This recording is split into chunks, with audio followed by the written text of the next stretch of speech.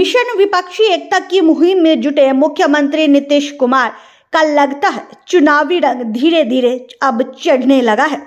तभी तो बिहार के मुख्यमंत्री नीतीश कुमार और दिल्ली के मुख्यमंत्री अरविंद केजरीवाल के बीच पिछले लगभग एक महीने में दूसरी मुलाकात है और इस बार सीएम नीतीश के साथ डिप्टी सीएम तेजस्वी यादव भी मौजूद रहे। यही नहीं, अरविंद केजरीवाल के सामने नीतीश और तेजस्वी ने बीजेपी को खरी खरी चुनौती भी दे दी। ज्यादा से ज्यादा विपक्षी पार्टियां एकजुट हो जाए और मिल करके हम लोग पूरे देश में अभियान चलाएं, हर राज्य में अभियान चलाएं कि सब कुछ कानून का पालन होना चाहिए। लोगों के बीच में विवाद पैदा करने की कोशिश होती है, उन सब चीज को बंद करना चाहिए। प्रकार से केंद्र भेदभाव कर रही है उन राज्यों के साथ, तो ये कहीं से भी न्यायपूर्ण नहीं है। लोकतंत्र पर ये साफ दिखाता कि खतरा है।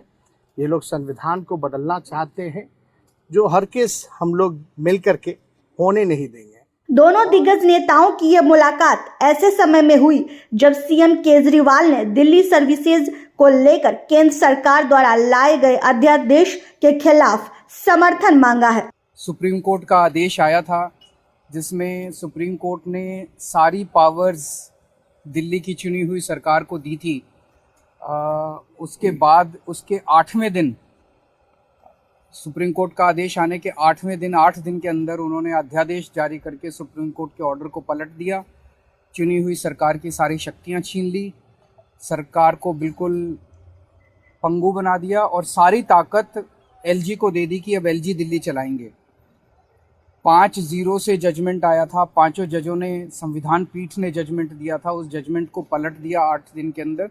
ये संविधान के खिलाफ है।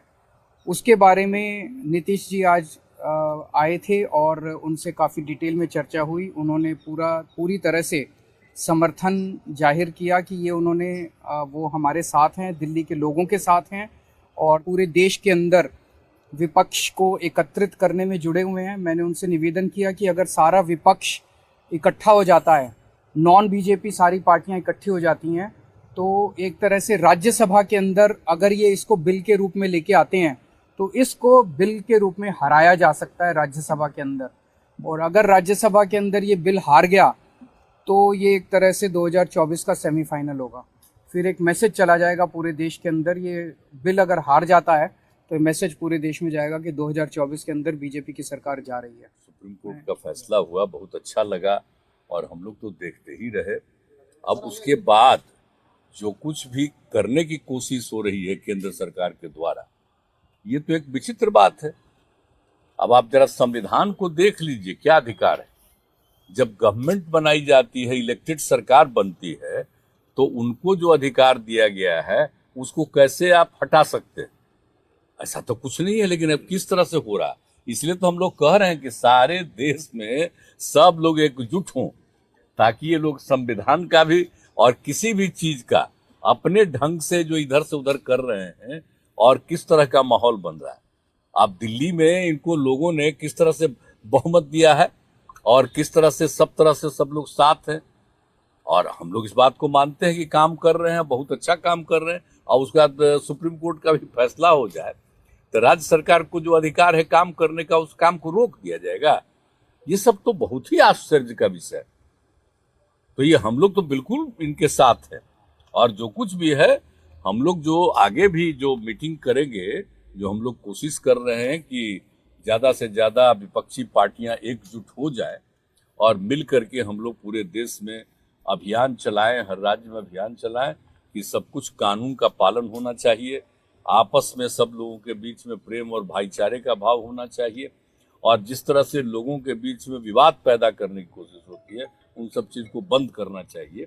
और जो लोकतंत्र है, लोकतंत्र में चुनी हुई सरकार को जो अधिकार मिले हैं और जिस प्रकार से जो नॉन बीजेपी स्टेट में जिनकी भी गवर्नमेंट है, बीजेपी लगातार उनको तंग कर रही है, परेशान कर रही है। तो जो परेशानी अरविंद केजरीवाल जी झेल रहे हैं, हम यहाँ पूरी तरीके से इनको समर्थन देने आए हैं कि इनके साथ अन्याय कर रही है केंद्र की सरकार। और जब सुप्रीम कोर्ट का जब जजमेंट आ गया तो सारी चीज़ें स्पष्ट हो गई, तो कुछ कहने वाली कोई बात ही नहीं है। लेकिन जिस प्रकार से इनको तंग किया जा रहा है या और दूसरे राज्यों में जिस प्रकार से केंद्र भेदभाव कर रही है उन राज्यों के साथ, तो ये कहीं से भी न्यायपूर्ण नहीं है। लोकतंत्र पर ये साफ दिखाता कि खतरा है। ये लोग संविधान को बदलना चाहते हैं, जो हर केस हम लोग मिल करके होने नहीं देंगे।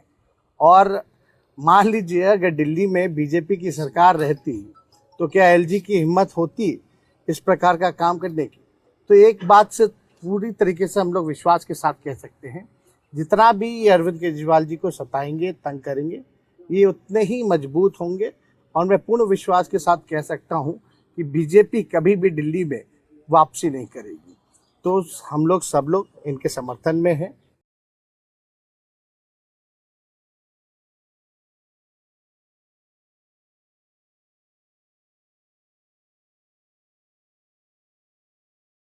बता दें दोनों की यह मुलाकात अहम इसलिए मानी जा रही है क्योंकि केजरीवाल विपक्षी एकता की एक मुख्य कड़ी है।